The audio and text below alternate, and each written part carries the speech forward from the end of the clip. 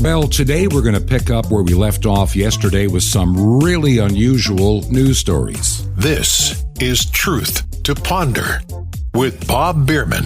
And welcome to the Tuesday edition of Truth to Ponder. And I'm your host, Bob Bierman. If things are going according to plan, we should be in Georgia right now and anticipating the closing on our home in Georgia at the end of this week. We are in Georgia to take care of a few last-minute items on the home requested by the buyer, and also to get the last of our personal belongings out of the home. It has been quite an adventure selling this home and making the decision to go into Southwest Virginia.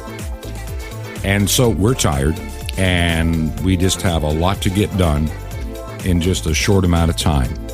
And I'll be honest with you, we recorded this particular program and yesterday's program before we left. You'll be hearing me tomorrow, Thursday, and Friday opening the program, and we will have a guest host and a couple of special things you've never heard of before on the program to give us the ability to get this work done and get things complete and begin to start a new chapter in our lives. This radio program, as I've mentioned several times before, is a blessing to me, and I hope it's a blessing to you. Now, I know it's not the typical radio program of news and information. We have a lot of stories you generally don't hear, but I feel good about one thing. What I share with you, and I'm on this microphone, I have done the research to the best of my ability from sources that I have found to be consistently credible. In other words, they're not having to retract a lot of what they have told you. And we've shared stories on this program over the past 23 months that I've had people say, well, that doesn't sound right, or that's misinformation, Bob. You don't have that correct. And then as time goes by, it becomes correct. All of a sudden, they finally admit that what we were talking about was very true at the beginning.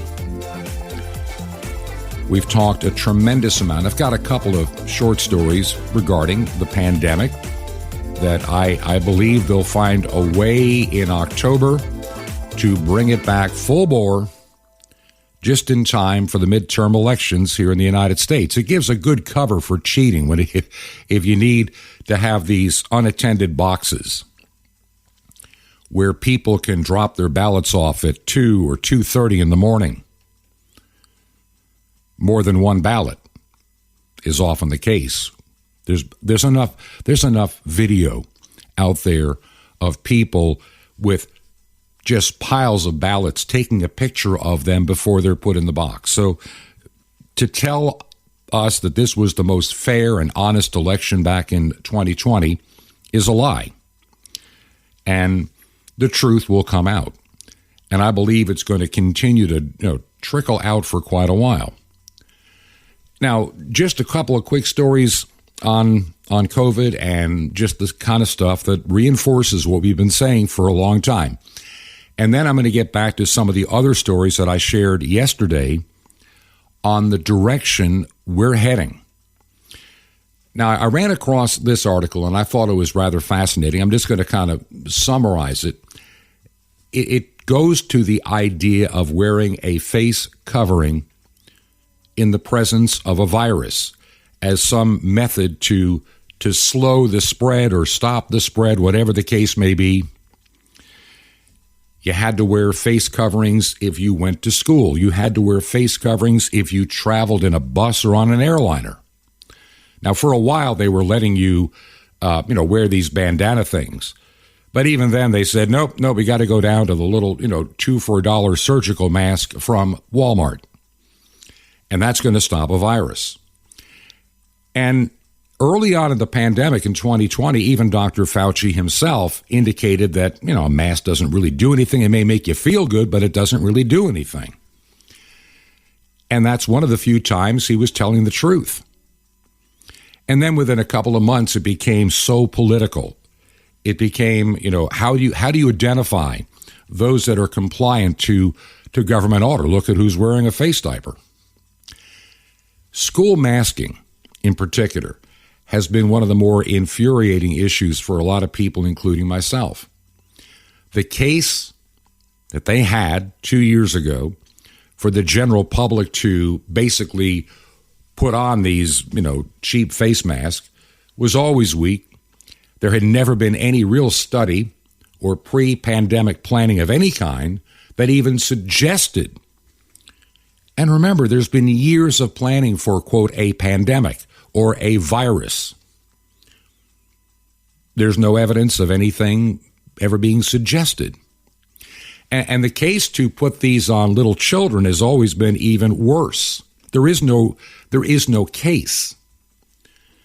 Now, there are people that are what you might call a COVID centrist. And what I mean by that is they're not political. They're not to the left or the right. They just try to let the real science dictate how they think.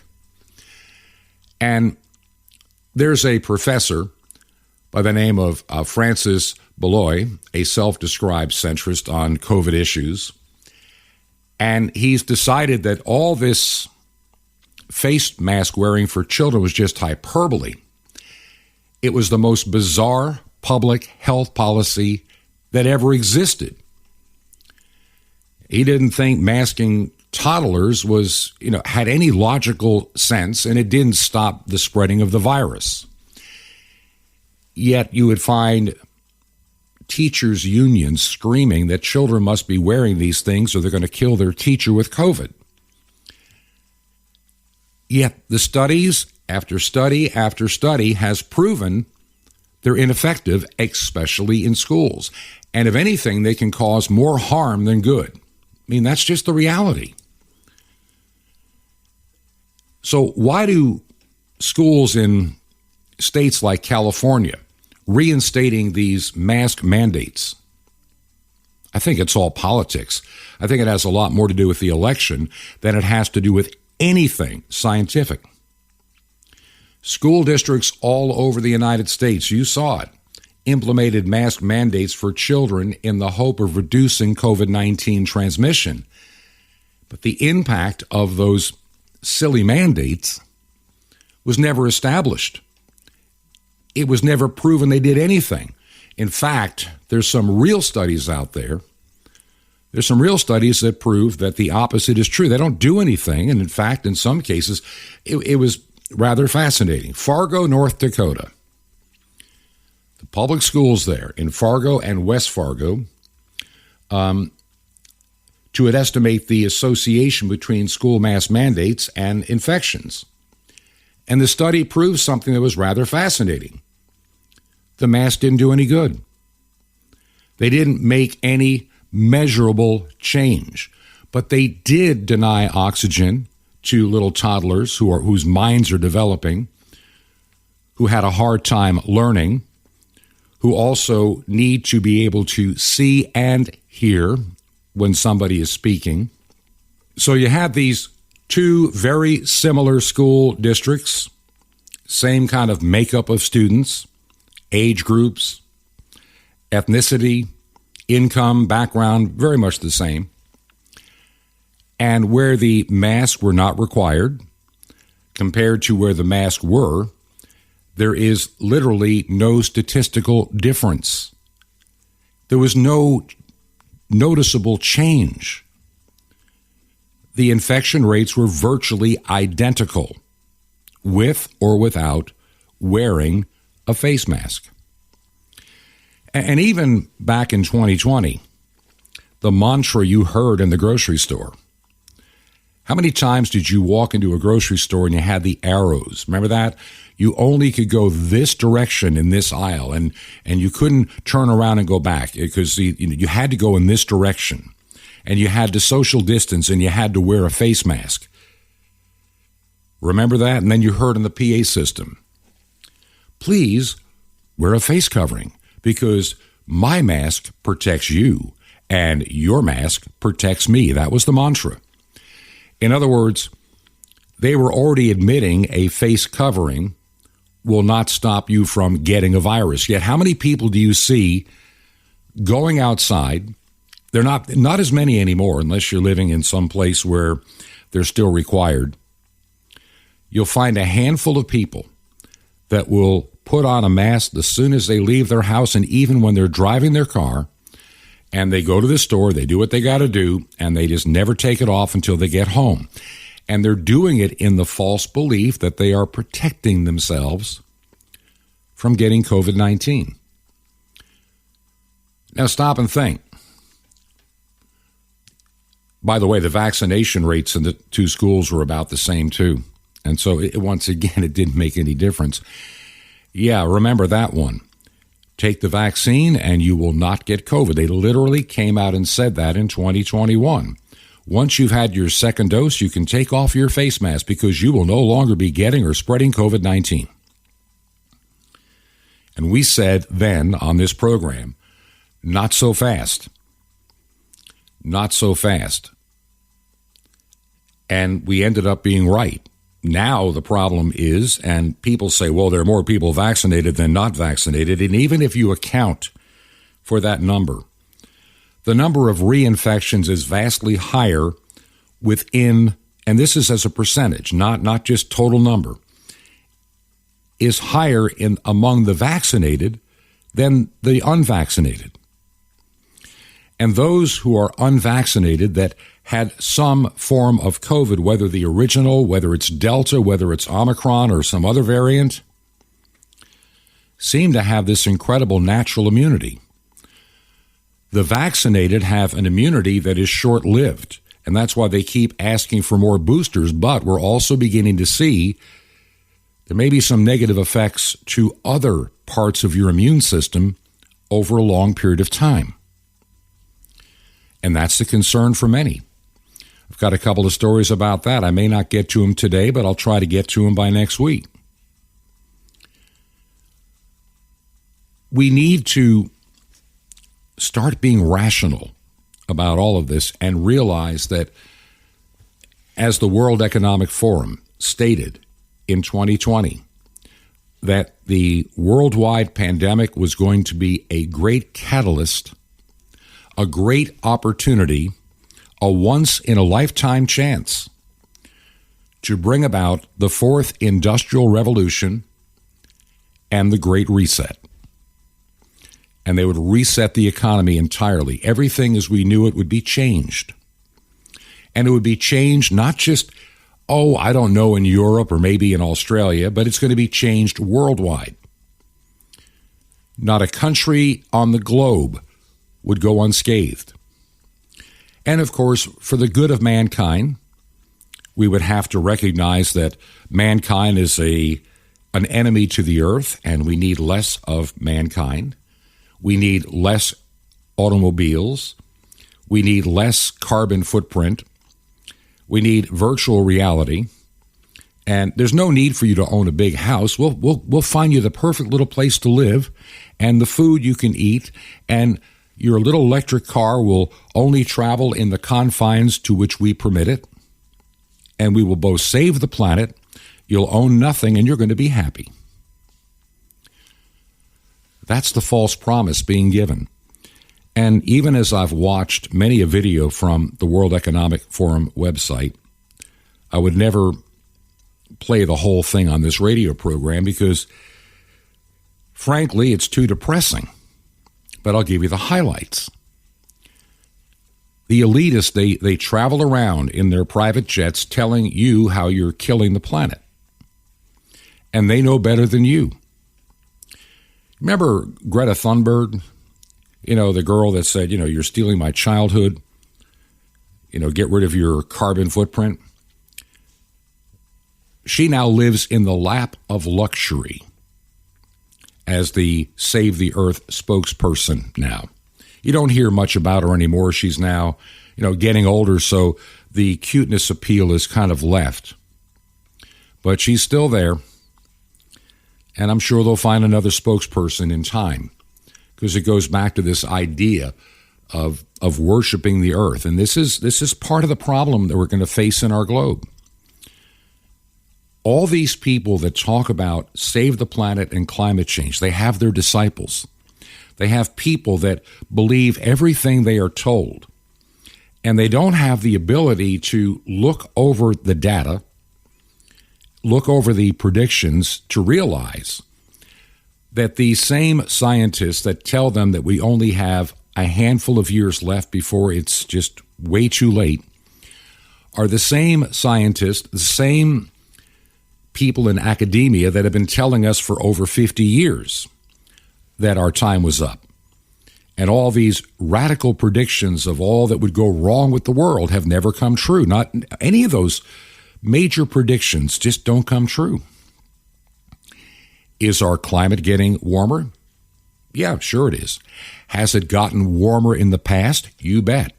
Has it gotten cooler in the past? Yes, it has. Could it get cooler again? Very probable. In other words, there are cycles to this planet. We know that. And to try to say that we can look over, I mean, there was the hockey stick graph, that showed that everything was just going terrible until mankind came along. And when people studied the underlying data, they found out that hockey stick graph was fraudulent. It wasn't even true. But many people to this day still believe it. So we have the worship of the planet. And we're seeing something now. I haven't spoken much about it because I wanted to get a better handle, because there's been a lot of things stated that are not exactly true or only partly true. But we're seeing something happen, and I really believe it is all by design. All by design. Our energy and economic crisis, and also the food crisis. In other words, we're going to have some food shortages this year and next, no doubt about it, on a global scale. But the food and energy and economic crisis are being fabricated in a predetermined plan, just like COVID-19 was pre-planned. It was foretold in 2019 at Event 201. There's no denying that. I've seen the videos from Event 209, and everything that we did for COVID had been rehearsed and planned for and developed well in advance. Saw something in 2010. The Rockefeller Foundation, and I find them a bit on the scary side at times. And they had a report they put out in 2010 called the Scenarios for the Future of Technology and International Development.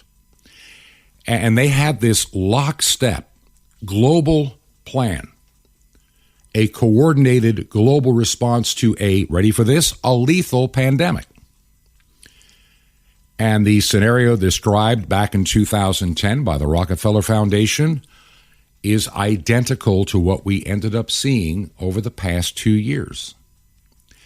Even in 2020, in April, as everybody is in fear of COVID and we're in that 2 weeks to flatten the curve, the Rockefeller Foundation released the National COVID-19 Testing Action Plan, which laid out a strategic framework of surveillance, social control, a structure that severely limits your personal liberty and all of your freedom of choice. And then even in July of 2020, the same Rockefeller Foundation had reset the table, meeting the moment to transform the United States food system. I'm not making this stuff up. You can find it for yourself. And they declared that food shortages and famine will be a reality and describe how they intend to seize control of the food supply and the supply chain under the guise of equity, fairness, and, of course, environmental protection. All over the world right now, the mainstream media seldom will cover them much. Most people are clueless. But right now, in many parts of the world, farmers are blocking traffic to make a point that farmers are not slaves. They're not owned by the Rockefeller Foundations. They're not owned by anything. They're people. They're entrepreneurs. And they have provided a product year after year after year in spite of government regulation. Government saying you can't plant this or you can't plant that. And they're seeing their prices for harvesting out of control. They can't afford the diesel fuel that they need to harvest and run their equipment. They can't afford the fertilizer. You have railroad companies not moving it, refusing to take it. And so the cost of farming is through the roof. Add to that, in the Midwestern part of the United States and the West, you've got a problem with lack of rain. Severe drought conditions are prevailing in much of that part of the world. And so you're going to have minimum yields. What yields you get are going to be vastly more expensive, and the price of food at harvest time is going to be like the price of everything else. It's going to be jumping higher and higher. You know, about a week ago when they talked about inflation a week ago being like, oh, it's like 9%. It's a lot more than that. It's far higher than that. You may see some items in the grocery store priced reasonable, but you're beginning to see the squeeze on a lot of other things. And it's going to get worse over time. And it's all part of a plan. And this is what bothers me. It is part of a plan. And you and I are the pawns. Like I say, COVID-19 is something that has been carefully used. And all these elitists are looking at that and building upon the pandemic. Now, food shortages. And then we have so many other, all this unrest. We have a tremendous amount of unrest in the world today. Why is that? It's by design. The Bible says wars and rumors of wars, people lovers of themselves more than lovers of God, all of that is just, it's apparent. It's been apparent. It just keeps getting worse. And in the midst of all this is Klaus Schwab and the World Economic Forum, which totally strengthens the connection. The Fourth Industrial Revolution is their term, which is another way of saying the transhumanist revolution. In a nutshell, God is kicked out, and it's a merger of man and machine. You know, I've mentioned this a few times. Maybe you're listening for the first time. There's an advertisement on Facebook. I use Facebook to keep track of what's going on in the world, and a handful of friends. And they keep running this advertisement that's so cute.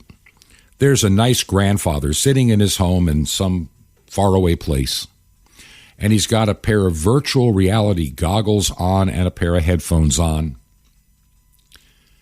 And somewhere in another part of the world is his granddaughter or daughter. I'm not sure which. Doesn't make any difference.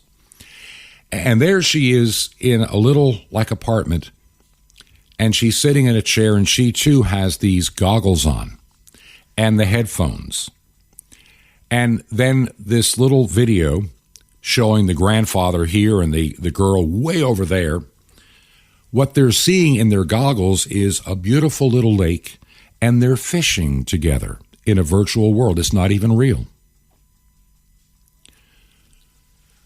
I've always had issues with some of the gaming that goes on computers. Look, I can remember when the first Pong game came out like 50 years ago. I remember it. To look at it today, it's pretty primitive. I can remember by the 1980s, some of the arcade games became a little bit more, a little bit more realism. But they were still honestly games. It was obvious that they were games. But I saw something happen in the 1990s. even with DOS-based computers, you could buy some very powerful hardware in the 1990s, and it was expensive. And I noticed that on these screens, instead of everything looking cartoonish and obviously fake, the depth of realism to the eye was unmistakable. And something else that I noticed, the violence, the killing, the blood, it became more gruesome and even more real. And by the time we started getting into Pentium-class computers and lots of RAM and the ability of downloading literally terabyte-size programs, the realism of many of these video games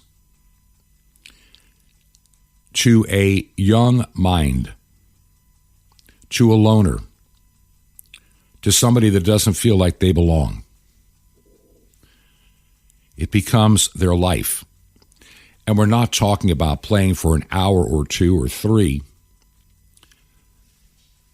There are many young people today that are 17 or 16, 15, even 20 or 24, that can play these games literally 5, 6, 10, 12 hours in a day.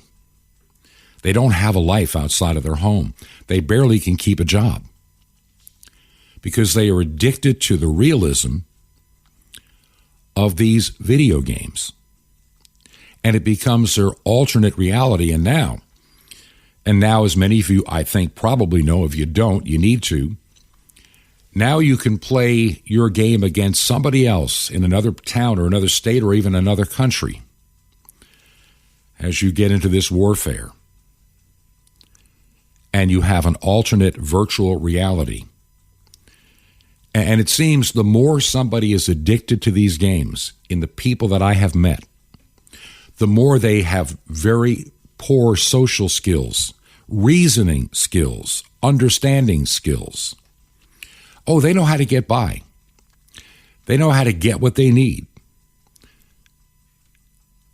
But they live in an alternate universe. And they have a difficult time sorting between fantasy and reality. I mean, I've seen people 16 and 17, all they want to talk about are their video games. I know nothing about them. I could care less. I don't like them. I don't condone them. Because it's not a release. It is a way to bring you into an alternate world. I'm going to go to a break here in a minute, but I want to share something. And this, if all the things I've ever told you on a program like this, I want you to catch this. I think I may have been maybe 16 or 17 years old. I was in high school. And I remember listening to a pastor. I had been working at a Bible camp over a summer to make a little extra money. Didn't get paid much, but it was a lot of fun. I was working in the kitchen of a camp. But there was this one pastor that preached a sermon. And this was for a camping group that was literally my age. I just happened to be working there. They were, high school students themselves, like, freshman and sophomore. I was, becoming a senior. And I remember this individual said, you have to be a guardian of the gateway. Let me say that again. You have to be the guardian of the gateway to your mind, the gateway to your soul. How does the oppressor, how does the evil one influence you? Through your human senses.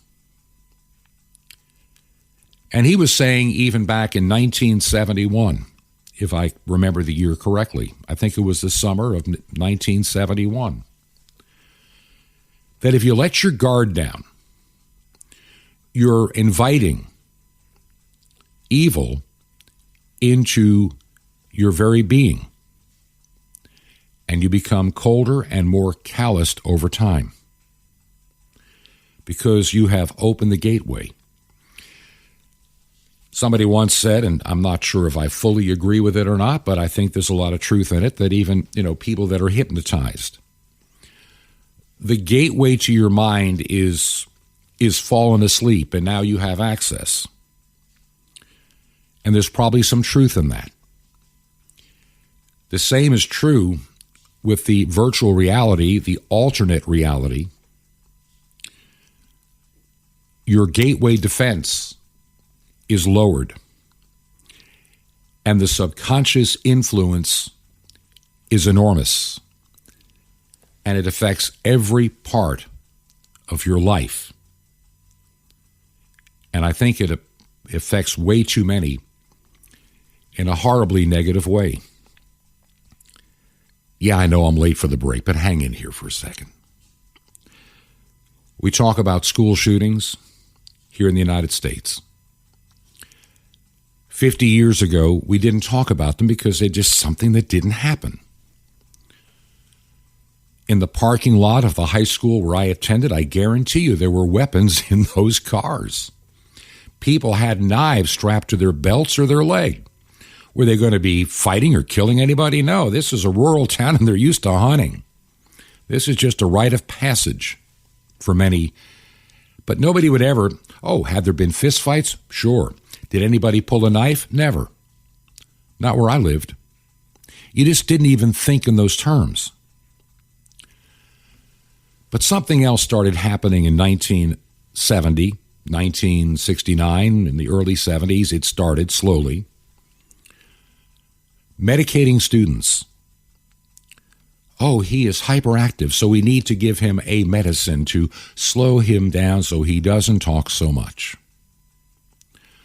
Between modern medicine and then over time, the gateway to the mind being distorted into an alternate reality with extremely violent video games. People that don't have any personal skills and they don't have any real parenting going on in their home. There's nobody leading them and helping them. They're letting them make decisions at a young age they're not old enough to comprehend. And the parents are so busy working to pay the bills. And as long as their son or daughter, sons in particular, are hiding in their room and out of their life and not bothering them, frankly, they don't care until something horrible happens. Like Columbine. It has been said, and I have gotten this information from people that have been in law enforcement for years, that it seems that in every one of these major cases, a combination of a dysfunctional family coupled with video games and medications. Better living through chemistry, I guess. That's what they say. Makes the parents' life easier. They don't have to raise their child anymore. Their child just becomes less of a burden. And then we all pay a price. Now, on the other side of this break, I have a couple of more stories that I want to share. And these particular stories are ones we've talked about a little bit over the past 23 months, but it's amazing how things we were told were just weird conspiracy theories on this program a year and a half ago, increasingly are becoming the true narrative. Quietly, without fanfare. Because, see, the truth on some things can come out now because they've just about run the course. They're going to still try to use the pandemic one last time if they can. And if not, they'll try something else. They tried monkeypox, and that didn't exactly, nobody paid attention. As much as they tried to be politically correct, it was only affecting one group of people, and that was homosexual men who, shall we say, had loose morals and would go to parties. And so it didn't affect the general population after all. So there's no need to be vaccinated against monkeypox. But I have a couple of stories that'll get you to scratch your head, trust me. Now, as I said, this week we are traveling. We are in Georgia. We should be heading back up to Virginia sometime by the end of this week, God willing. The closing on the sale of our home in Georgia is this Friday. And we have a place to purchase in Virginia that we're going to try to deal with next week. And so just pray that nothing goes wrong in this process and that God maintains our health and our strength to get through this. You know, when you get to be my age, this moving stuff gets really old after a while. Thankfully, we're selling the home furnished, so there's not that much physically to move, just a lot of small things. And we've been packing all that up for quite a while before we came to Virginia, trying to get things ready. So pray for us that we get through this week. We have a couple of very special programs for tomorrow, Thursday, and Friday that are a little bit different, and I think you're going to enjoy them. So don't tune me out. Don't tune this program out. I think you're going to really be excited to see and hear some very special stuff. As we get ready to go into the month of August in just a couple of weeks, a little less than 2 weeks now, would you consider supporting us to pay for the airtime? If you can, you got several ways to do it. You can go to our website, which is truth2ponder.com, truth2ponder.com. And there's a tab that says support, and from there you can get the mailing address. And you can also use an online service, Give, Send, Go. And some people have already done that, and I really appreciate it, from Give, Send, Go. And that's another way to support us. Or you can make a check payable to Ancient Word Radio. Ancient Word Radio. And you can mail that check to Truth to Ponder, 5753 Highway 85 North, number 3248. That's 5753 Highway 85 North, number 3248. The city is Crestview, Florida, 32536. And I will tell you this much, that this week I will not be able to see any of the mail. I know there's some mail being held, and we will see it when we actually get back. It's just going to be too difficult to deal with it on the road. But I thank you, and believe me, your mail is secure where it is at. And that's why we are using this particular service. It'll be nice in the not-too-distant future to finally have a physical address that you can mail things to that we get out of the box ourselves again. So that's coming very, very soon. And so look forward to that. This address will still be used. I know somebody had mentioned they had mailed something to the Georgia address. We'll be picking that up when we're in Georgia and having any mail that happens to come after be forwarded to the Virginia address. So we're taking care of all that. But keep us in prayer and keep this ministry in prayer. I think some exciting times are ahead. This is Truth to Ponder with Bob Bierman. The mailman's thank you coming up. Shalom Aleichem. This is the nice Jewish boy, Jonathan Kahn, your Jewish connection, bringing you the riches of your Jewish roots in Jesus. Now get your pen out as fast as you can so you don't miss out on receiving a special free gift for you to get and love in a moment. Now imagine you sent this real costly gift through the mail to a loved one. Now a week later, you get a letter back. Thank you so much for the beautiful gift. You shouldn't have. It was so thoughtful. I just never expected it. I guess I never knew how much you loved me. Signed, the mailman. Would you be happy to get a thank you from the mailman? No. The thank you from the mailman would mean the gift never got to the one you were supposed to give it to. It got stopped short. In the same way, every good work you do is to be for God. It's a gift to God. And so if you do things to get someone to thank you or to appreciate you or to recognize you, what are you doing? You're giving gifts to the mailman. It's not getting to where it's supposed to go. All the good you ever do, all the love you ever show is to be a gift to God. And you do it through people, but it goes to God. If you start expecting thank yous from people, that means you're not really addressing your gift or your good works rightly to God. You're not sending it to God. It's not going to God. You're sending it to man. You're not addressing it to heaven. You're addressing it to earth. So stop sending your gifts or your gift to the mailman. If you do your good work, your service, your ministry to get something back from people, a thank you, recognition, you're sending gifts to the mailman and it never reaches God. Stop expecting people to thank you, recognize you, or praise you, or see your good works. Start getting your good works into heaven. That is, do it for God alone, for his thank you alone, for his eyes only, and not for the mailman. One more, ask for the Dal, D-A-L, on CD. It's a Hebrew word, you'll understand. Now, the free gift for you, from the sands of Judea to the wings of the cherubim, the awesome mystery of the temple doors. You'll love it, and Sapphire is guaranteed to bless your socks off. How do you get these gifts free? Easy. Just remember Jesus' real Hebrew name, Yeshua, and you dial it. That's it. So, here is. Just call 1-800-YESHUA-1. You will be blessed, but call now. What's 1-800-YESHUA-1? I invite you to minister with me, together bringing salvation to God's ancient people, Israel, and the unreached peoples of all nations on 5 continents with over 1 billion people. How? It's amazing. It's like sending 1 billion tracts. It's amazing. Just call 1-800-YESHUA-1. You can make an impact on the world. Just call YESHUA-1. Or write me direct at The Nice Jewish Boy, Box 1111, Lodi, Lodi, New Jersey, 07644. It's The Nice Jewish Boy, Box 1111, Lodi, Lodi, New Jersey, 07644. Well, till next time, this is Jonathan Kahn saying, get your gifts to God, and he'll bless you. Shalom Aleichem. Peace be to you, my friend, in Messiah. Sar Chaim, the Prince of Life.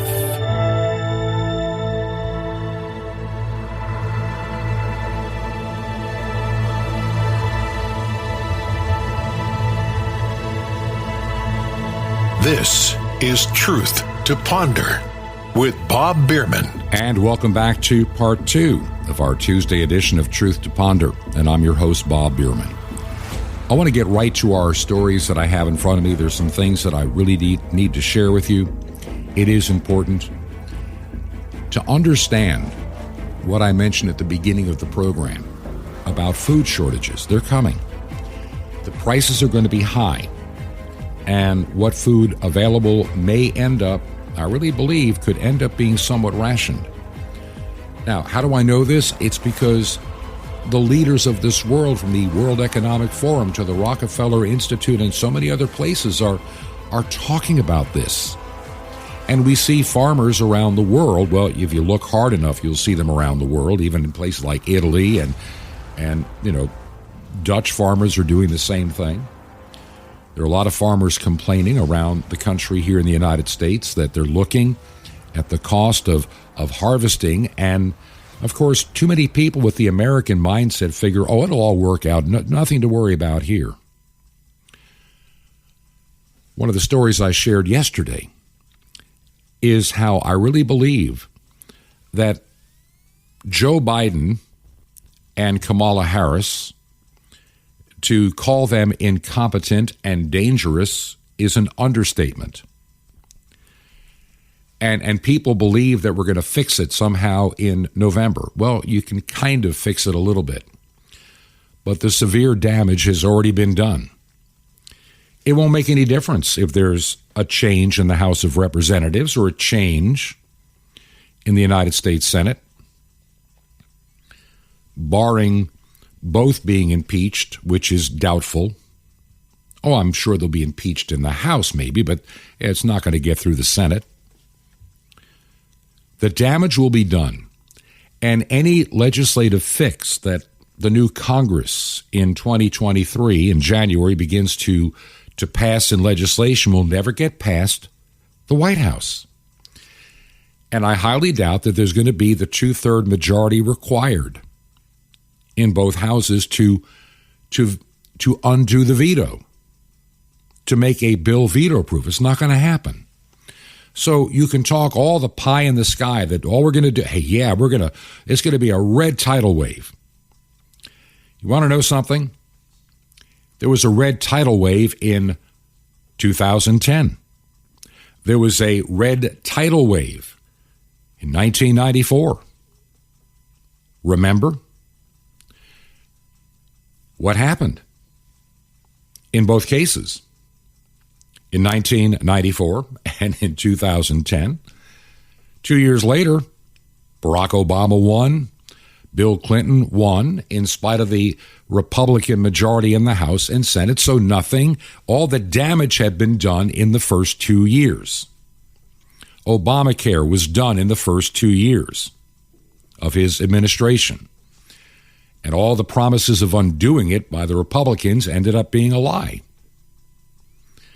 And so don't put your hopes in, as the Bible says, into princes, kings, or the sons of men. Put it in God.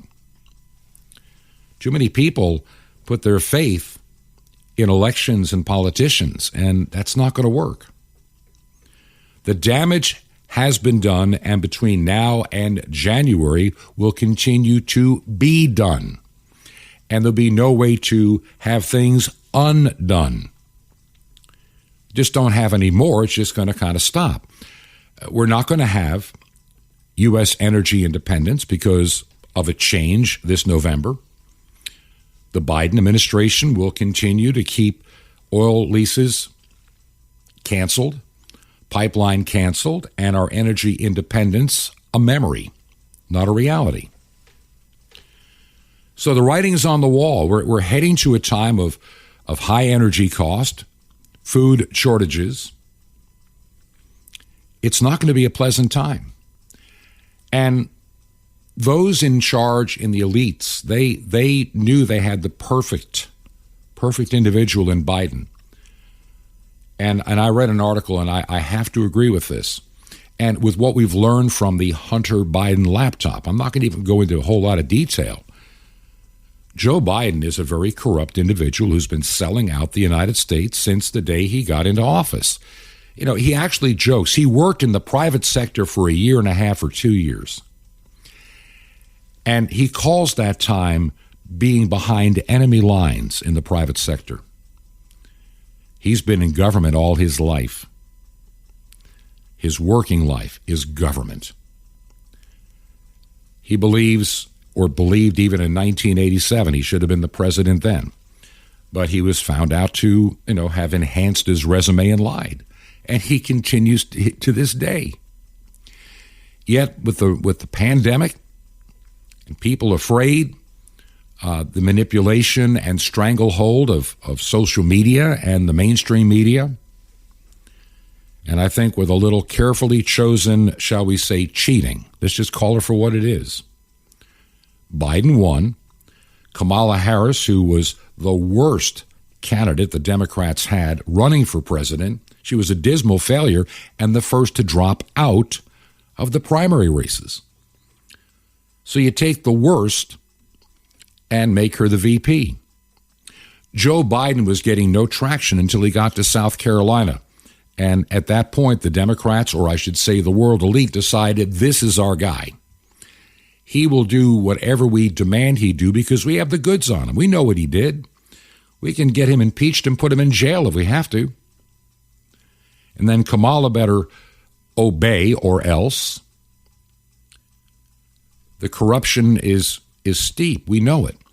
But we have, a Justice Department that is chasing everything January 6th, and they don't care about the mega thousands every day coming across illegally the borders of the United States like an invasion. They don't care about crime in Democrat-run cities. They don't care about election cheating that is becoming blatantly obvious. They just don't care. If you want to burn down a courthouse in the name of Black Lives Matter or any other cause, your chances of getting arrested are pretty slim. But if you were near the Capitol building on January 6, 2021, you might be spending a lot of time in a jail cell waiting for a trial. This is so un-American. But we're allowing it to happen. This administration, all of it, they're allowing all of this to happen. And I really believe it's all by design. They want you to think that Biden is causing all this damage. But it's the damage they want caused. And they don't care that the Republicans take the House and the Senate this fall. Doesn't make any difference because there's still going to be enough rhinos in the group to always do the bidding of the world. And they know that anything that is passed will never get through the White House. So we're at a stalemate. The economy will still continue to be a hazard. Inflation will continue. Stock market prices will start going down.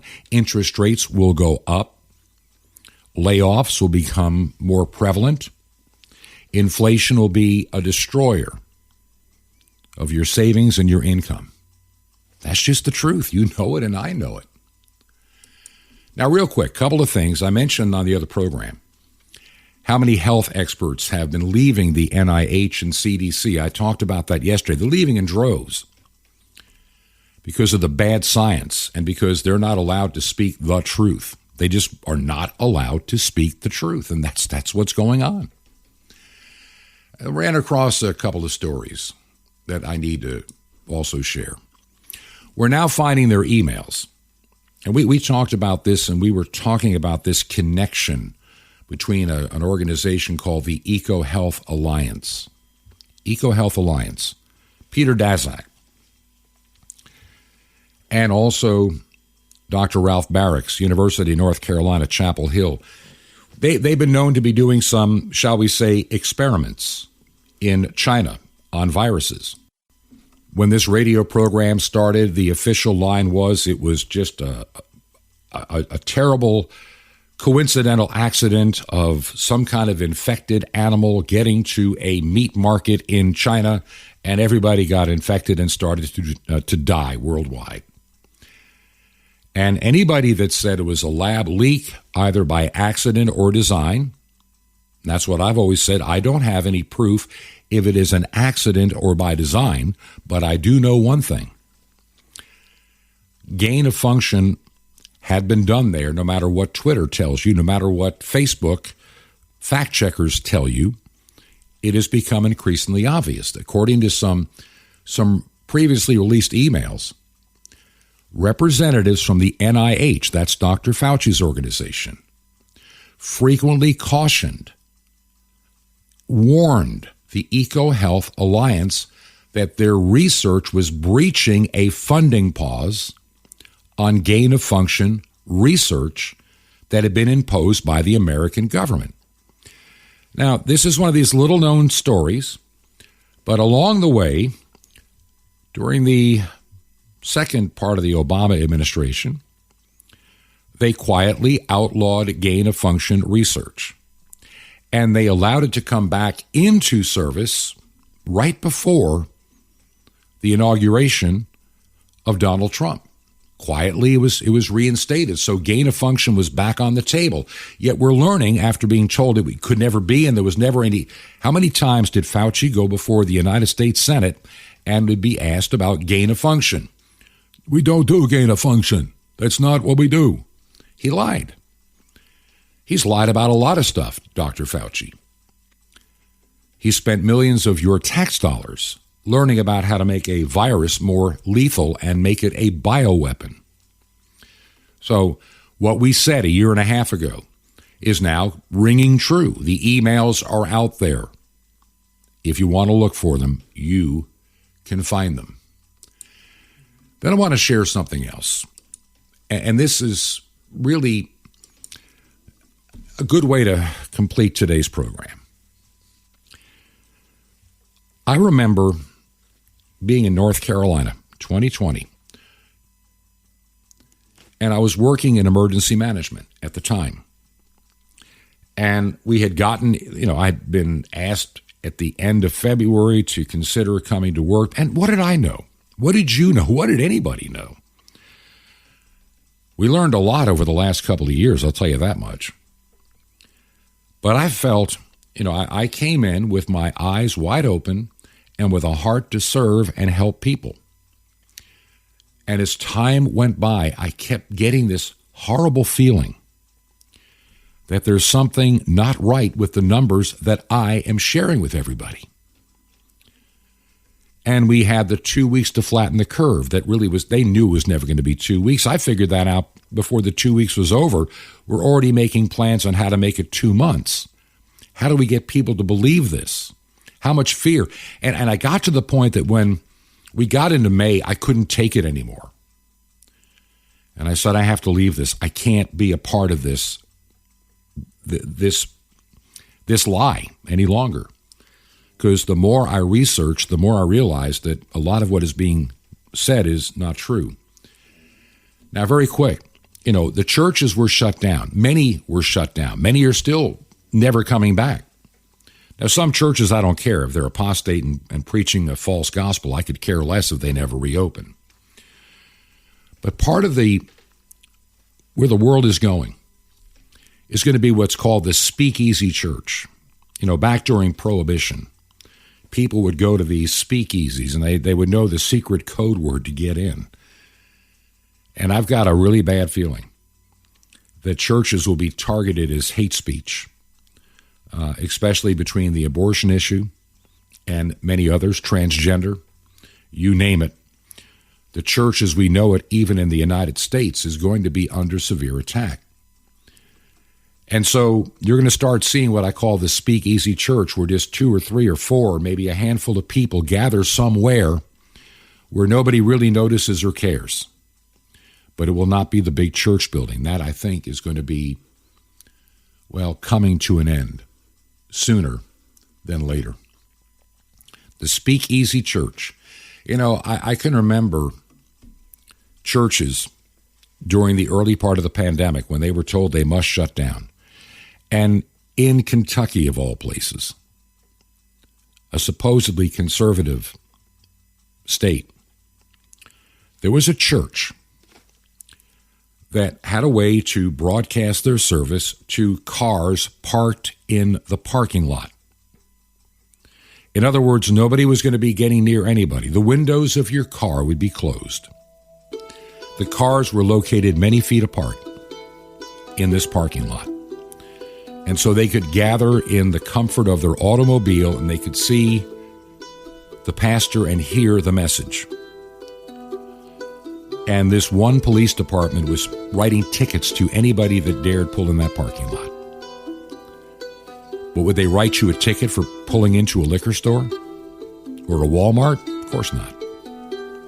Churches were single-handedly marked for closure, marked for compliance, and marked for obedience.